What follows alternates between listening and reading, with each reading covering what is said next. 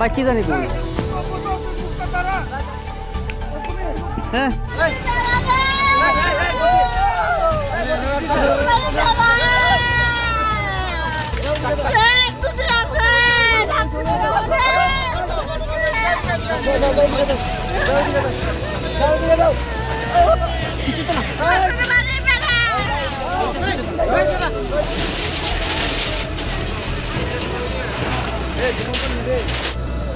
আমরা ফায়ার সার্ভিসকে আমরা 20 থেকে 22 বার কল করার পরে তারা এখানে আয়া উপস্থিত হয়েছে।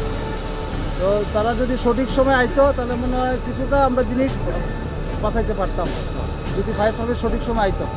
মানে আপনারা এলাকাবাসীরা বলছেন যে ফায়ার সার্ভিস এখানে লেট করে আসাতে এখানে ক্ষয়ক্ষতির পরিমাণটা বেশি হয়েছে। 20 থেকে 22 বার ফোন করেছি ওনাদেরকে, ওনারা আসতে অনেক দেরি করেছে। যদি সঠিক সময় আসতো তাহলে আজকে কিছুটা জিনিস বাঁচা যেত। আচ্ছা, ক্ষয়ক্ষতির পরিমাণ কিরকম হবে? 2 থেকে 2.5 লাখ টাকা হবে। আচ্ছা, এই জায়গাটার নাম কি? সিঙ্গিচড়া ব্যাগ বাজার। আর আপনার নাম? আমার নাম সমর পাল। ধন্যবাদ।